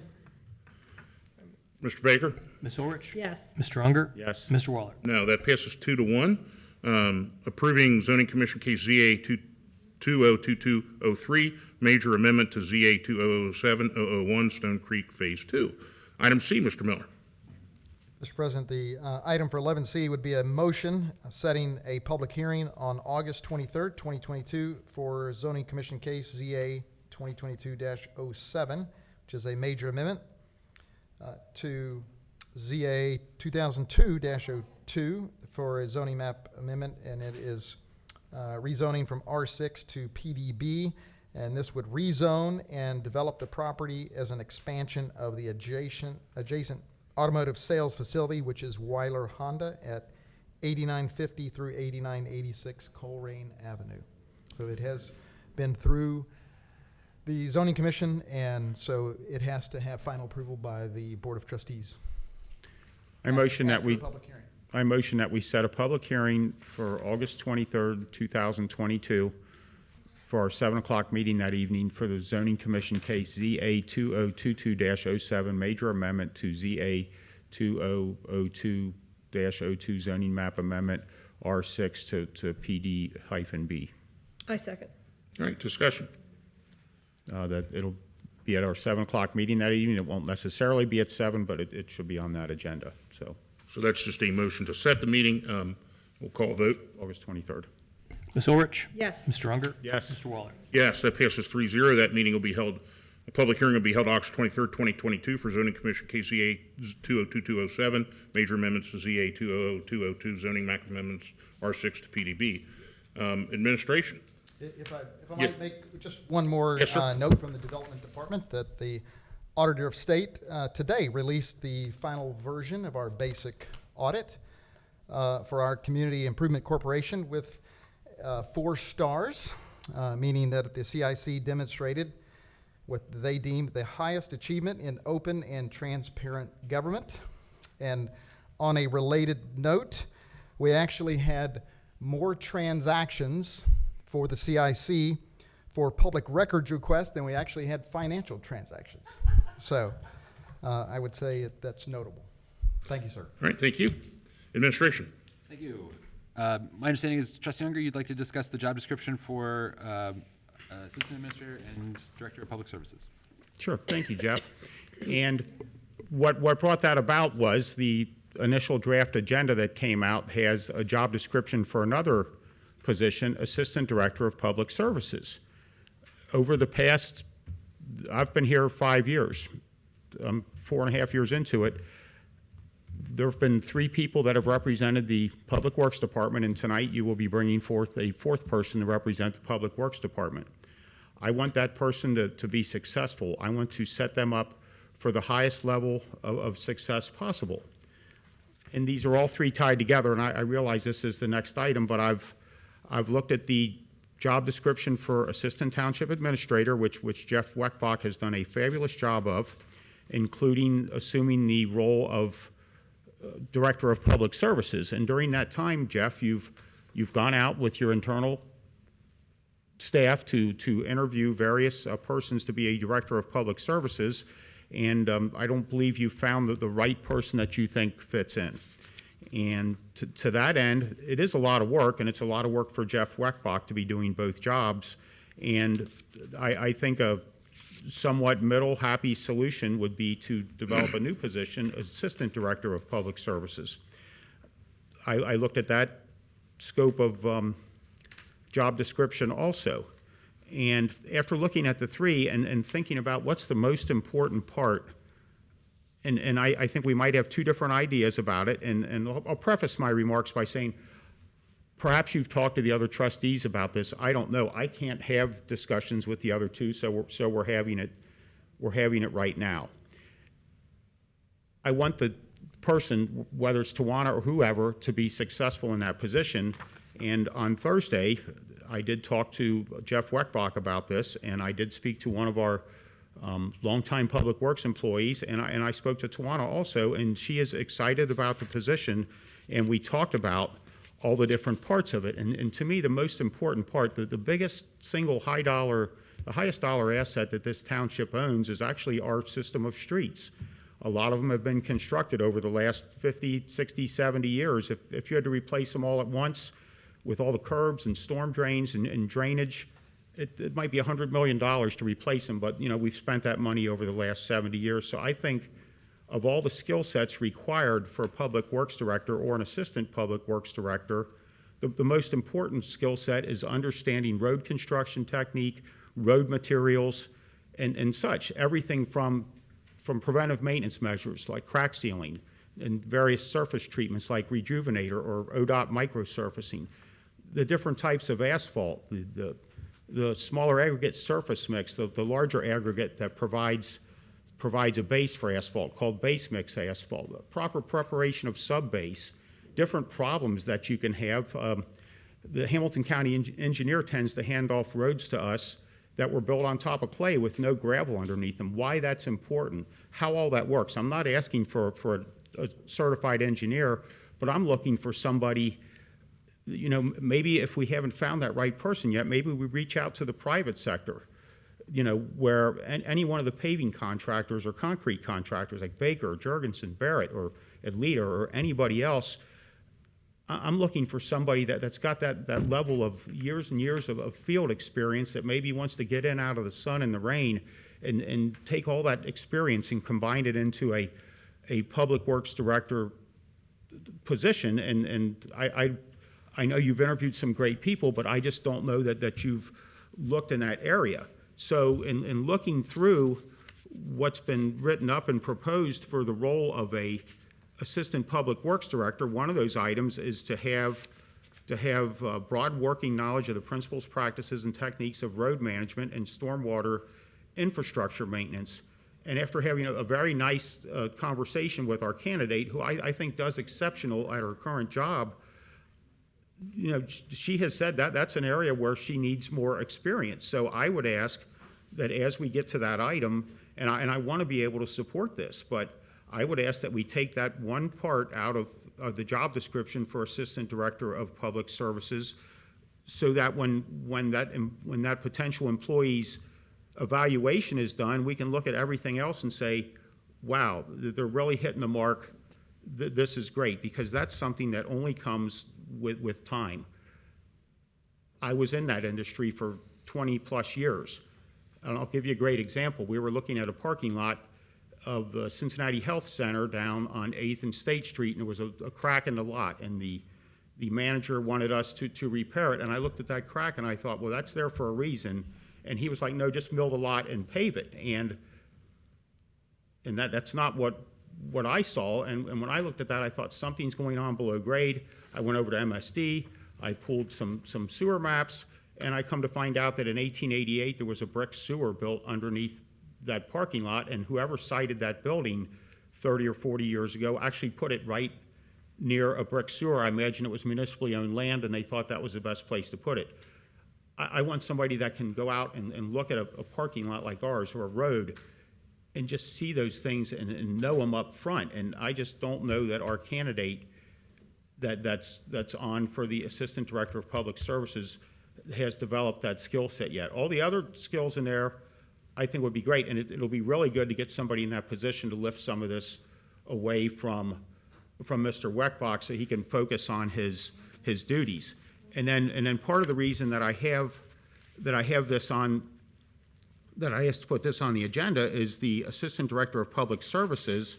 On the first page, it says this role is not required to attend or present at Board of Trustee meetings. So what is the mechanism that the three of us collectively at the same time would ever engage a person running the Public Works Department? So I would ask that Mr.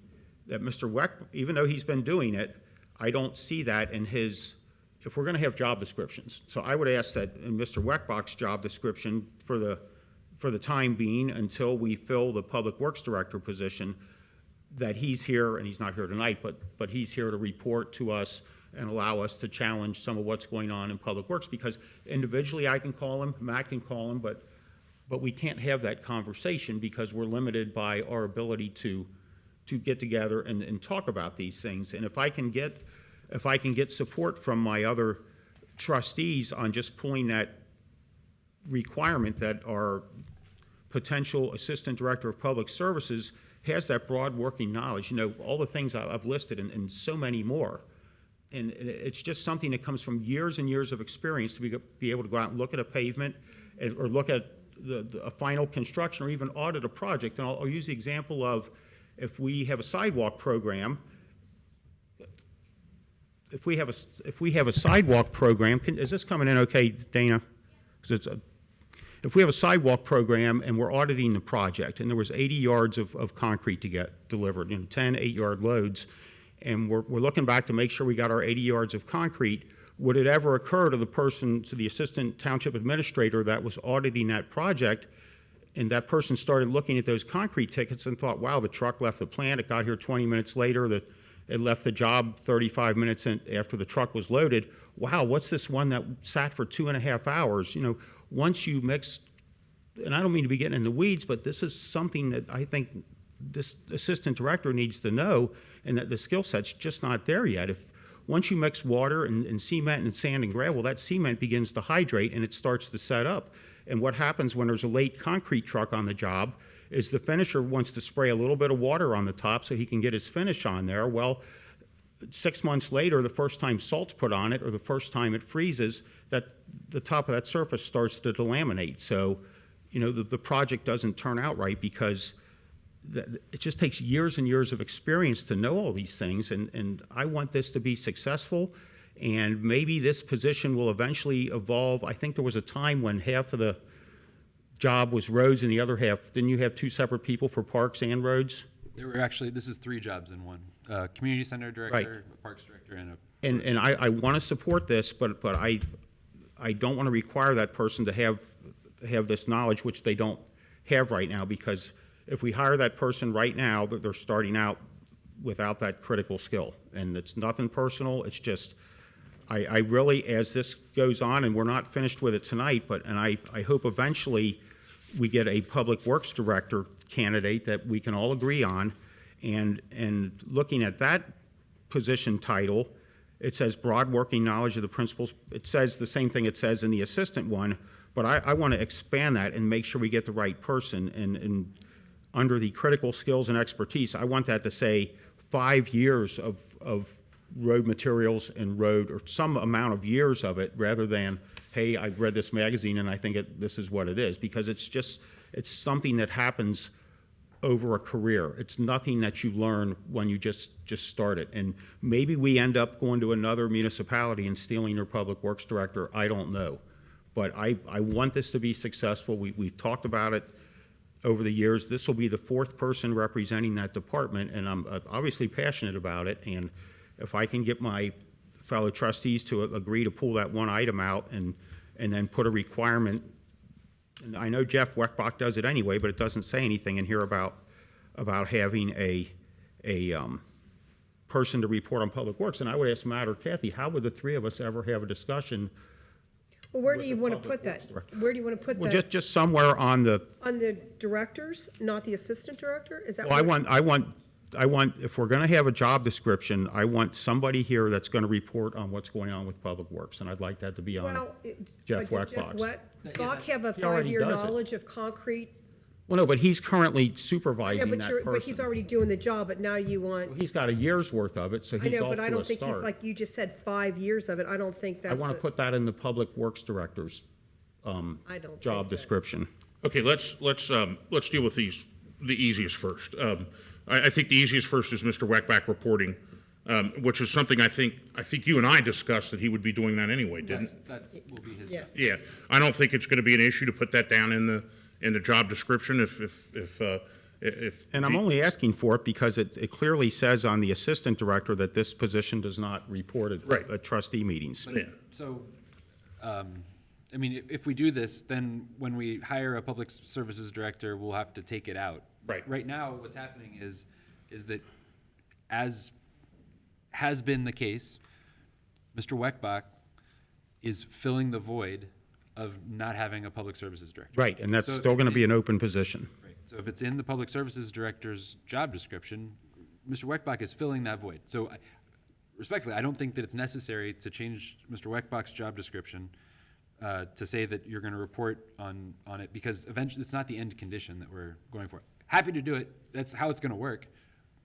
Okay, I well, don't think it's necessary to have it in but his job that's fine if there's an understanding of it, but I mean, you've printed out all these other things, and that's why I asked for that, and that's not the hill I'm gonna die on, but I just want to make sure that the three of us can have a conversation about something going on with Public Works, because we can't unless we're in this room. All right, so I think we have that, and maybe that, you and I had that discussion one-on-one about who would be reporting, and that's one of the, I think, things of not being able to communicate with each other, but that was made very clear to me. If, I'm for adding it, we can add it. If you don't want to add it, and it turns out we're not getting reports, we can go back and add it. I think that the spirit of it is always been that Mr. Weckbach would still report. Yes. And that's a discussion. Until we get a Public Works Director. Yes. Right, and that's a discussion that Mr. Mills and I had about 3 weeks ago, individually, so that might be just a communication issue there. So I don't know if you feel good with where it's at now, Mr. Unger, or if you feel like you want to add it. It sounds like that's what's going to happen. I want, that's a secondary thing to making sure that our, That's why we dealt with that first, because that was the right, to making low-hanging sure fruit. that our new person, if this person's successful this evening, is able to do the job and meet all these different criteria. Okay, so I had a half an hour conversation. I got you. Let's deal with, I want to deal with the second part first. Are we in agreement there? Do you feel like you need to add that? Then we'll go back to the first, which is, That's not the hill I'm gonna die on, but I do wanna make sure that we can have a Public Works discussion with somebody, and if you're telling me as president that we can, that Jeff will Yeah. be here, Yeah. I'm fine with that. all right. So we don't need anything for that. That's an understanding, and I could call Mr. Weckbach here to report if he doesn't report, but I don't think that's going to be the case. Right. All right, the second issue you have is for somebody to have, this would be in the description of the assistant Public Works. You want the roads thing taken out. Is that what you're saying? Only because the person we're going to hire, I don't believe they have that skill set, and so that, I wanna set that person up for success. Right off the bat, I think everything else is acceptable, that knowledge just isn't there. Which bullet is that? It's the third one down under critical skills expertise. Principles, practices, and techniques of real. On the second page, road management it says critical. and stormwater infrastructure maintenance. Is that the point you're talking about? Which, are you on the first page under essential roles? It says and page responsibilities? 64, and under critical skills and expertise, it says broad working knowledge. Right, that's the one I'm talking about. Yeah. All right, so let me ask this, Mr. Mills, with this arrangement, who's the buck stop with road management and stormwater infrastructure maintenance? Does it stop with the assistant director of public services, start with the assistant administrator for township, or does it stop with you? I mean, I think it stops with the public works director that still is an empty position. okay, Mr. Mills, what's your understanding of that? So the way that our road program works is we've got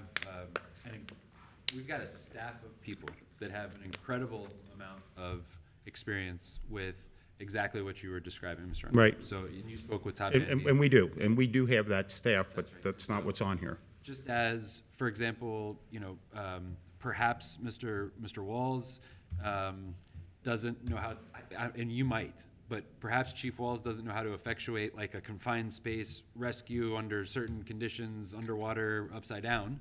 We do have people on staff that do know how to do that. Right. And so, Todd Bandy is very, very talented at all the things that and Craig Riemann is also, and we have others that are cross-trained in that way. So they are the ones that are on the ground doing this stuff. So then when you get into administration, what you need to understand is, is what this person's telling me accurate and does it make sense? Are they executing the project the way that we need it to be executed? And that's the knowledge that person needs to have. They don't need to have the technical, in-depth knowledge. And I'll tell you, we started this conversation with the idea that there used to be 3 department directors that rolled up into this one. So we used to have a community center director, a parks director, and a roads director. And for the last 2 or 3 hiring attempts, where we hired Mr. Schwartzoff and Ms. And Jackie O'Connell, excuse me, and Ms. O'Connell, they both had parks backgrounds, which is a big component of the job. What we're looking for is a unicorn, and unicorns don't exist. And so we're not ever going to find somebody that hits that has critical skills and of every single thing that we're looking for. We're just never going to find that person, especially for what we pay. And so I think that this is an attempt to outline the critical skills and expertise that we'd be looking for. Some are going to be stronger in some are going to be weaker in others, but across the organization, we have all of those skills in place right now. So, and I key on this word broad, which a lot of the stuff that Mr. Unger talked about was pretty specific. The broad working knowledge, and I understand his point with this, but my concern would be if you took this out of the rubric of skills, that leaves little for development. But with it listed here, you're asking the candidate to continuously develop those broad skills and become better at that component, because it's something that will measure. I would think they would become better, but if you evaluated this person, if they were hired tonight and you evaluated them next week, they wouldn't pass that.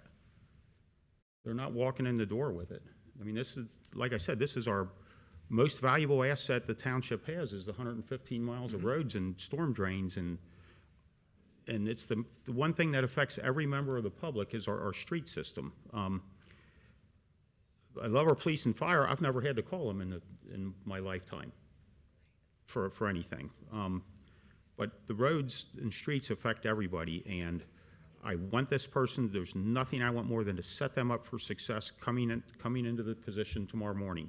I want them to be successful. I want to make sure that, and I don't know if you intended, are you still looking for a public services director? Yes. Okay, well that's the person that needs the vast experience skill set, because you have other things in here about being able to coordinate with employees and other things which are all very important, but if you listed these on the most important one, for me it would be the skill set of knowing road materials and road construction inside and out and backwards and forwards, and having the experience of a lifetime of issues that they've resolved, and being able to recognize a problem, and making sure we don't get smoked on a $50,000 or $60,000 change order because we missed something. And I know that we have help from our staff to do that, but you're charging a person with responsibility for a skill set they have not yet acquired. But anyway, I think you've kind of got the Jeff, flavor. do we for have what I'm- that skill set with our employees right now to assist Tawana in this endeavor? That's the point I was Yes. hoping. And I agree with that. Is that at the director level and the assistant director level, you're not measuring quantities. You're not figuring out if the whatever. You're not at that technical level. You're at a strategic level, and you guys are above the strategic level. You're at a policy level, right? And so that's sort of the delineation of roles and responsibilities through the organization. The people that are at the technical level we've got those people in place, and that's why we have a successful roads program right now. That's why we have been able to maintain everything that we've been able to maintain. What Tawana's role would be as the assistant director is to handle the operational management of the parks crew and the roads crew and the community center. Operational day-to-day management, that's what the assistant director role is intended to do. And so then that would free Mr. Weckbach up to get back to the things that we need him to be doing, which is the assistant administrator type tasks. And so I don't think that you guys can change words however you'd like to change the words. The recommendation is, and I'm just trying to be real clear and not technical here, is elevate Tawana in order to allow her to manage the day-to-day operations of those 3 divisions of public services, and that is the real goal, not to manage. Right, and when you do an evaluation of an employee, do you look back at the job description and go, yes, yes, yes, yes, yes, this one, no, yes, yes, No. this is room for, so how do you evaluate an employee on their performance, or why do we have a job description? Yeah, so I've given several presentations on the performance evaluation process, but I can go over it again. So you have a number of critical skills that were, work ethic, innovation. Guys, help me out if I'm there's a number of core competencies that we're asking you to do, and then there is the strategic initiatives that we're asking you to work on. These are your priorities. We're trying to get those things done. They're being measured based on, are you getting the priorities of the trustees done? And are you coming to work on time? Attendance. Are you engaging with residents? Yes. Those are the things that come up in a performance evaluation. We do not go through the job description every quarter. We go through our quarterly evaluation tool. At the end of the year, there's a self-evaluation tool and an annual evaluation tool, and that's how we manage. For example, on this, you have ability to oversee ADA compliance of township buildings and parks. I would imagine that Ms. Moulter doesn't know every new law and legal ruling and development with ADA, and it would be something, if it were to come up, she would consult properly our legal. So that I think a lot of these, in my view, are aspirational, to keep striving to get better and better. Now, if, for instance, a job candidate knows very little about ADA, comes in and works for us for 6 years and knows just the same as they did 6 years ago, then I have an issue, if that makes sense. Yes. And I can only say that I'm in my 5th year here. This will be the 4th person representing that department, and I want them to be successful in the eyes of me, and the eyes of you, and the eyes of the community. And I think she really does a great job here. She wouldn't be around so long, and she survived so many different Board of Trustee members and different administrators and stuff, and had challenges on a personal level and survived those too. And I just want her to be successful with this. And I want to emphasize to you how important it is that skill set is considered, because I personally think I don't know that we both have what the most critical skills are in the same order. I think that's the most critical skill of a public works director, and we can have different opinions, and I think you might think it's something different, but to me, and like I said, maybe we need to hire a PE. I don't want to spend the money to do that, but I want somebody that can go out and look at something, and it's one of our biggest expenses is what we're spending on maintaining all of our infrastructure, and it's one of the biggest complaints we get as trustees is, when are you going to fix my street? Well, I want somebody that can go out and look at a street and go, we can repair this. No, let's just go ahead and fix it, or hey, we can replace it. But at the very least, they need to have more knowledge than the contractors do. And there's so many really great road contractors here in the area. I want somebody that at least has that level of knowledge before we move them into a public works director position, because otherwise the contractors are going to eat you alive. So, and if I can get that item out of there, I will support this. So, and hey, everybody watching, we don't get to talk about this stuff, and thank you for the input, Matt and Kathy, but that's kind of where I'm at on it. It's the original task of a trustee in the Ohio Constitution is maintain a system of roads. Was born out of the incarnation of this state of Ohio, and it's the most critical thing to me. So, All right, are there any other comments with regard to this? I think this is just a job description discussion. We have resolutions that follow. well, I would ask that, and I'm not sure the rules of order way to do it, but I would ask that we would that you would agree to take that out for now. So, That item, just so, so when we get to B, then you would make a motion to take that item out of the job description. yes, I guess that's what I would Yeah. do. And then with that, I'll be able to support everything else we're doing here. All right, and then there will be, at that point, when it would need a second, then that change would need a vote, and then there would be a vote over the entire resolution, either amended or not amended, depending on how that vote goes. And I realize that I've been here 2 years longer than you and 4 years longer than Kathy, but we need to get I want to have a public works director that's around for the next 15 or 20 years. You know, somebody that can develop that just knowledge of every, I've lived here my whole life, and I think Kathy has too. And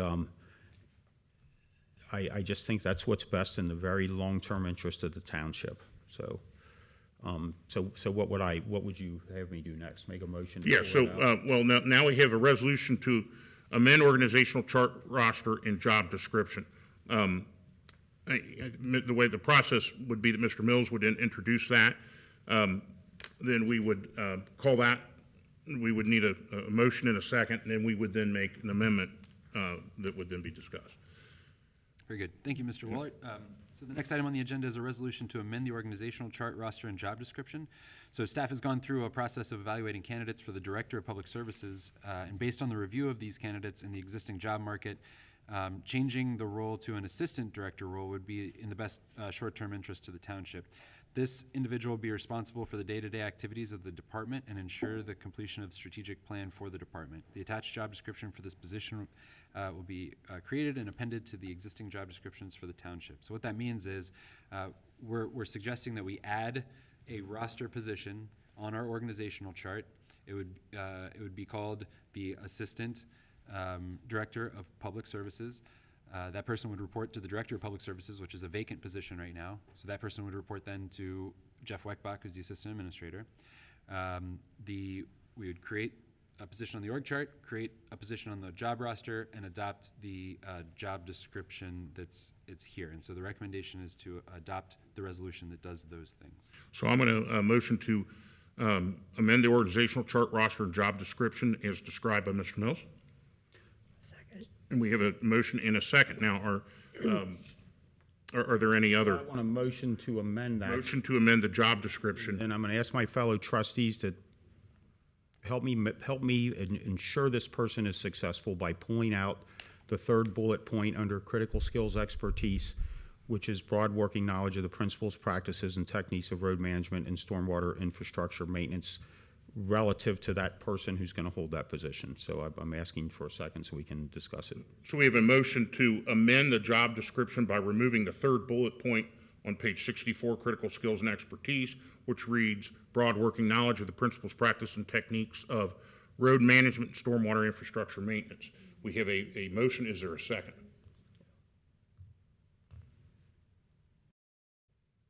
Yeah, there are no seconds, so that dies. Okay.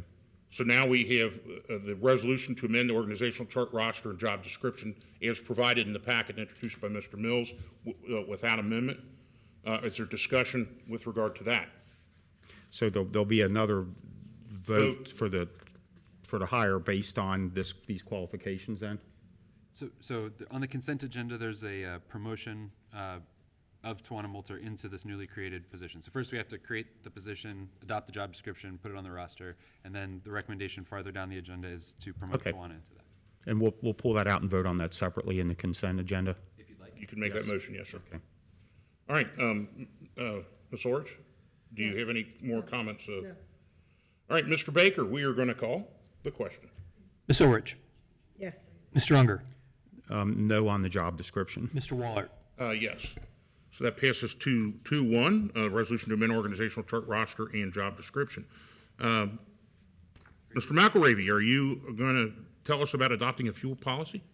All right.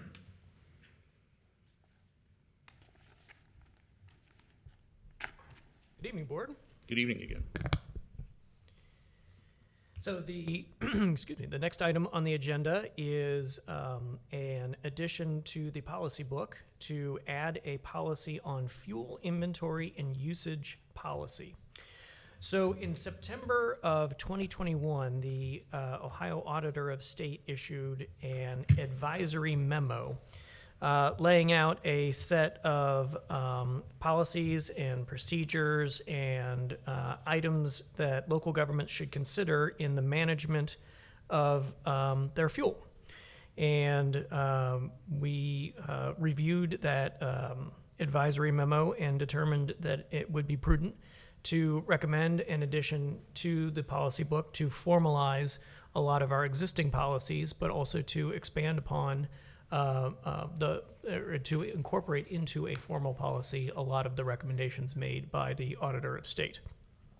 So we put together a team of department heads and employees who are involved in the day-to-day management of fuel for the township to review the auditor's guidance in order to adapt that to our needs. And the result of that work is what is in your agenda packet as an exhibit to the resolution.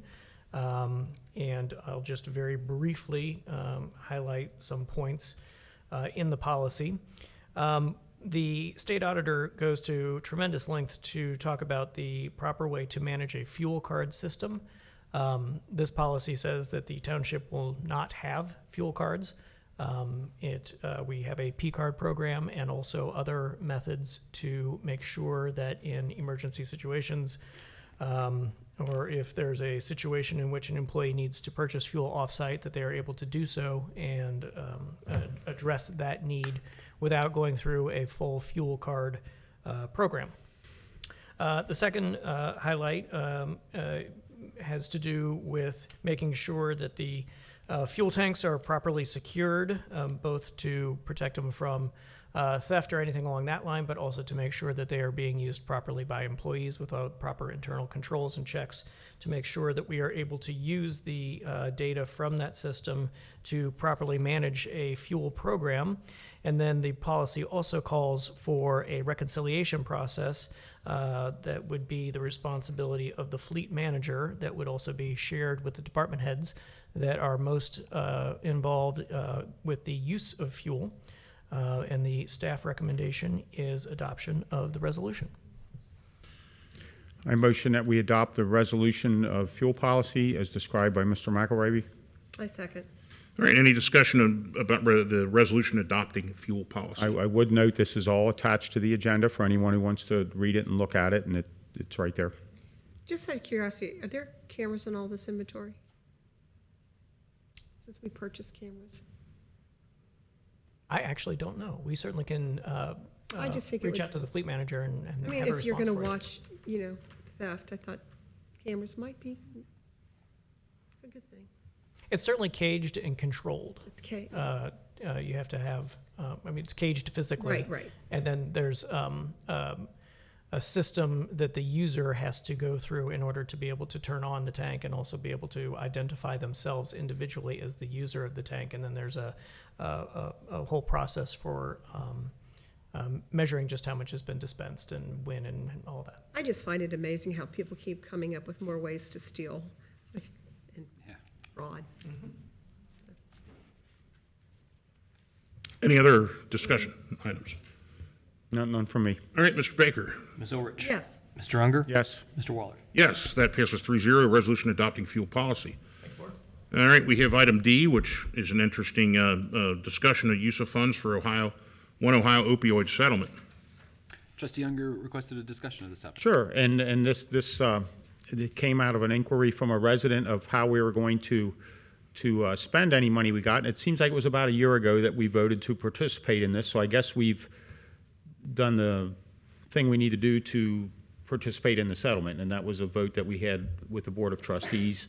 And as a result of that, we are going to be getting $12,000 a year or so from the opioid settlement. And I've seen part of it, and it says $198,000 on it, and I'm led to believe it's going to be incrementally handed out over a period of time. And I would say that those expenses were all incurred in previous years. or previous to tonight's meeting, and a lot of that was incurred by the fire department, and so that money doesn't get stretched out among a lot of different projects.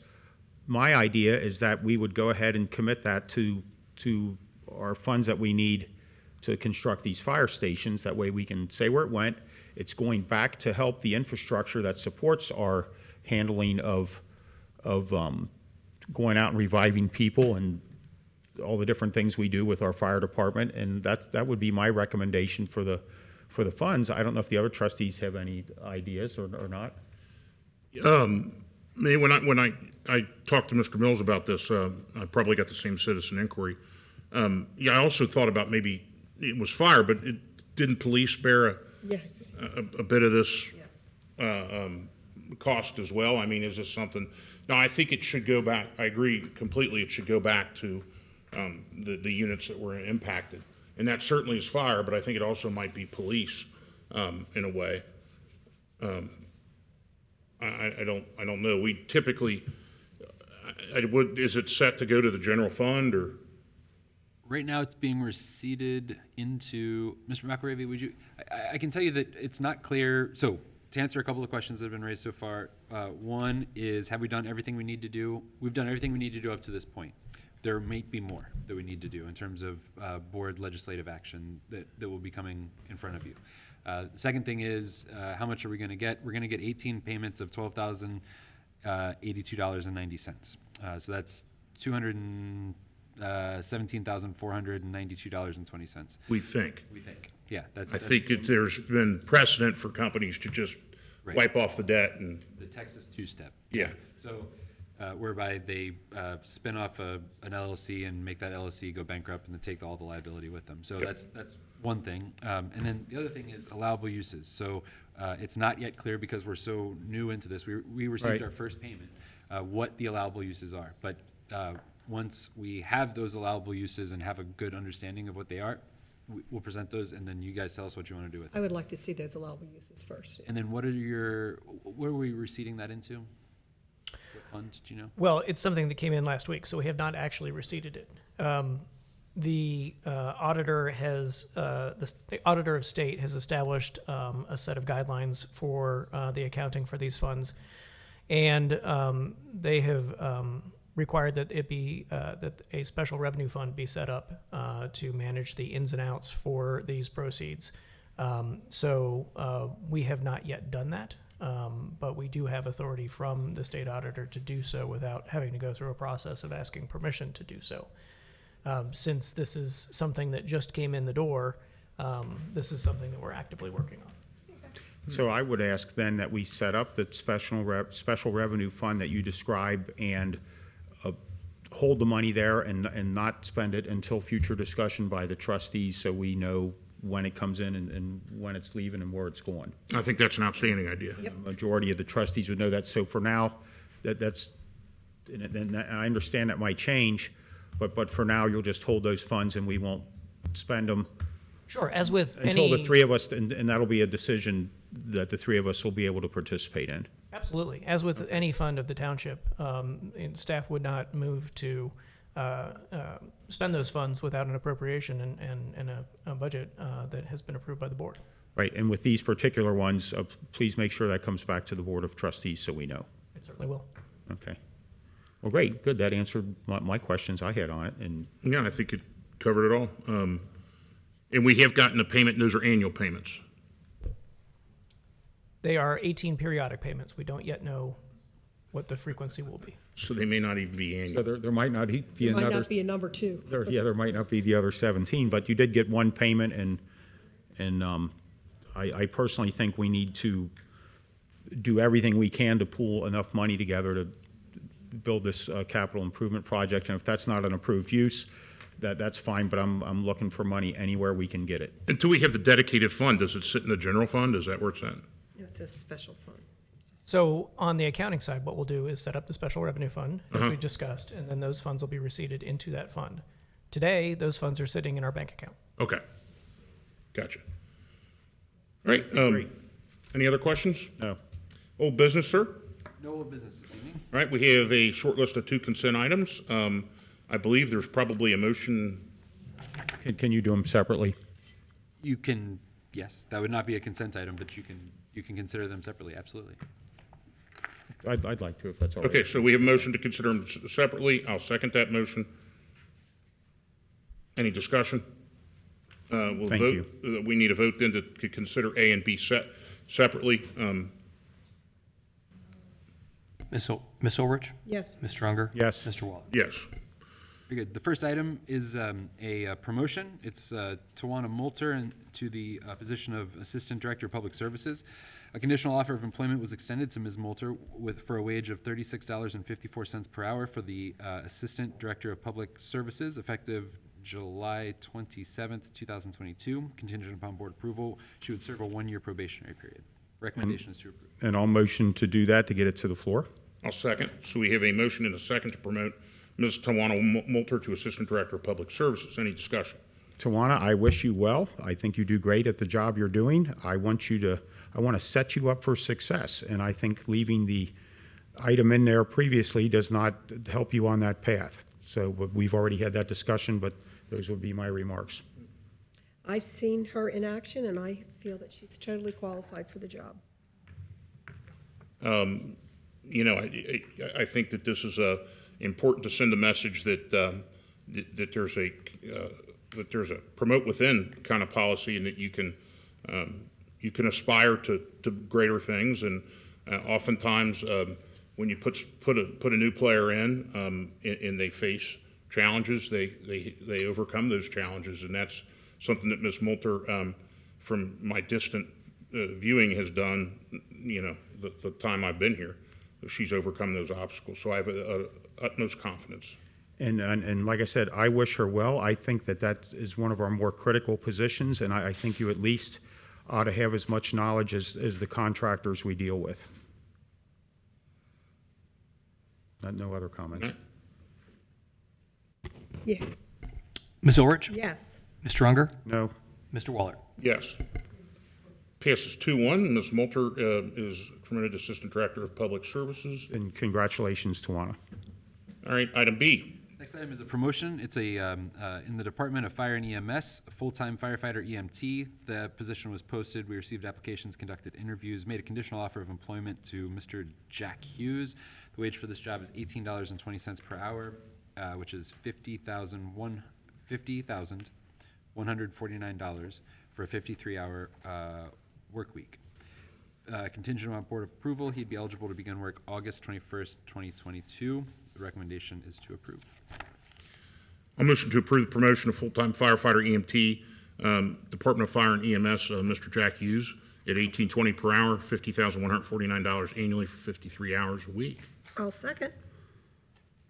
Discussion? Good luck, Jack Hughes. Ditto? Ms. Ulrich? Yes. Mr. Unger? Yes. Mr. Waller? Yes, that passes 3-0. Congratulations, Mr. Hughes. Thank you, Board. Fiscal Office, thank you, sir. Fiscal Office report. Thank you, Board.